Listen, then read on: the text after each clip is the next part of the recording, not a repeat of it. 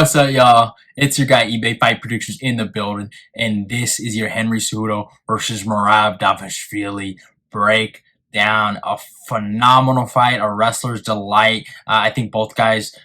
First of all, both guys have something really big to prove. Both guys need to win this fight. Obviously, for Merab Dvalishvili, if he wants to be considered the #1 contender in the division and to become undeniable, because obviously he probably should have got the title shot after the Yan fight, but still, we know politics is such a big game in the UFC, and we know what happened, right? Cheeto Vera versus Sean O'Malley, just such a bigger, badder fight for UFC Miami at 299 than Sean O'Malley versus Merab Dvalishvili. It's just a fact. So he got passed over, and also he's playing butt buddy with his best friend Aljo, big bro Aljo, and little bro Merab. We know the dynamics, right? So. There's a lot of bullshit happened to Merab, but he finds himself in a matchup against Henry Cejudo. He wins this, he's undeniable. They can't deny him for a title shot. Now Henry Cejudo, on the other hand, big fight for him. I mean, big career fight for him. His career's on the line, damn near. If he loses this fight, I mean, he's possibly going to retire. There's no place for him. He's one of those guys that competes for championships, and if championships aren't there, there's no point in competing for him. So I think for him to win this fight, it gets him right back in title contention. And I'm just going to tell you guys straight up. If Henry Cejudo wins this fight, he's fighting for the belt. Because and it all kind of depends if Sean also wins his fight against Cheeto. But I'm telling you right now, both guys fight out of Arizona. You know what I'm saying? They both train out there. We know how the Phoenix Suns have been going crazy in the NBA.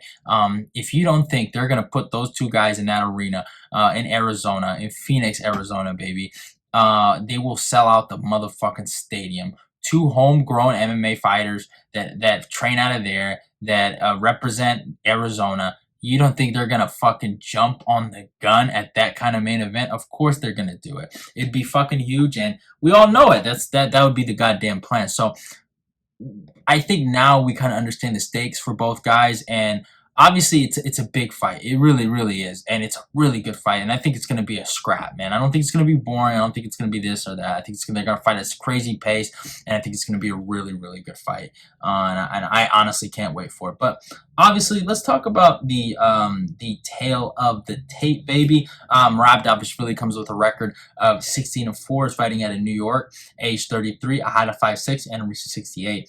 Henry Cejudo comes with a record of 16-3, is fighting out of Phoenix, Arizona, age 37, a height of 5'4", and a reach of 67.5. So one of the big red flags that I look at in terms of the tail of the tape is the age. 37 for Henry Cejudo at 135 pounds. It's just not a good look.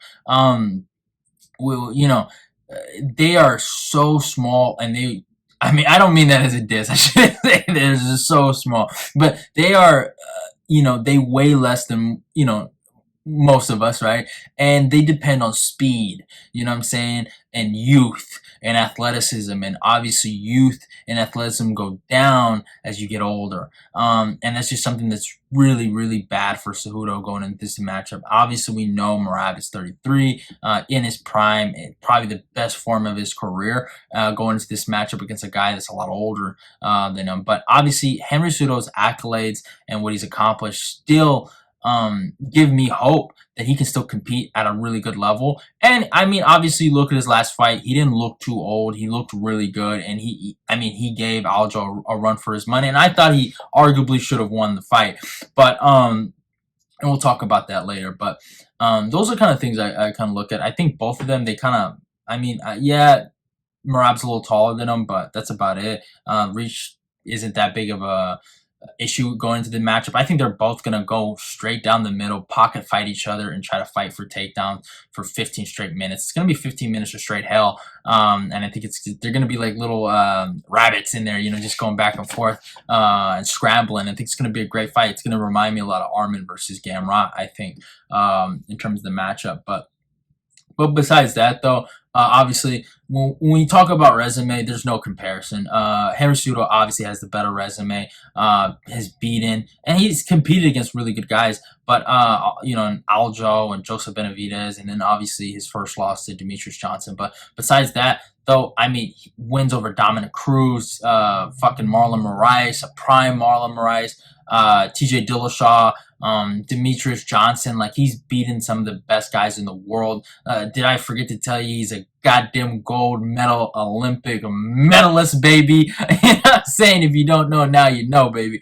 And obviously he does supersize in terms of resume over Merab, but Merab doesn't have some bum ass resume of his own. He has a pretty good resume to back it up. I mean, wins over Peter Yan, Marlon Moraes, but I would say a little older, and Marlon gave him some problems. Cody Stamann, John Dodson. He's fought some really, really good guys, and obviously the Peter Yan fight is the fight that made him who he is, the fight that made me have a burning hatred for that gremlin-looking motherfucker. And he did such a good job in that fight of just putting pressure on Yan and overwhelming him. It was crazy to watch. I mean, he deaded the leg of Yan, and I mean, he was able to get takedowns and just outwork him and put crazy pressure on him.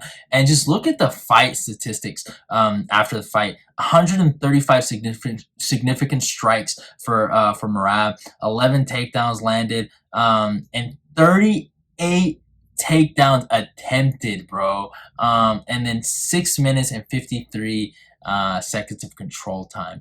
It's insane, bro. Insane number for him to do that to Peter Yan. That was just crazy. Now, in Henry's case, he's coming off a loss to Aljo. Obviously, I felt like Henry won rounds 2, 3, and 5, but it was a close fight. Both guys were going tit for tat. It was a good fight. Both guys were taking each other down. It was a really good scrap. I implore people to actually check it out. It's a high-level chess match at bantamweight of just grappling and striking. And I thought Henry kind of started a little slow. I think that's probably what killed him a little bit. And obviously, you know, I give Aljo his credit. He did get a takedown in the 4th on a big takedown. Yeah, I still feel like Henry won that fight. But it was a good fight. It was a good fight, and it was a good, honest fight. But here's my thing. Even though I know, and I feel like, I don't know if I've said it in the beginning of this video, but here's my thing.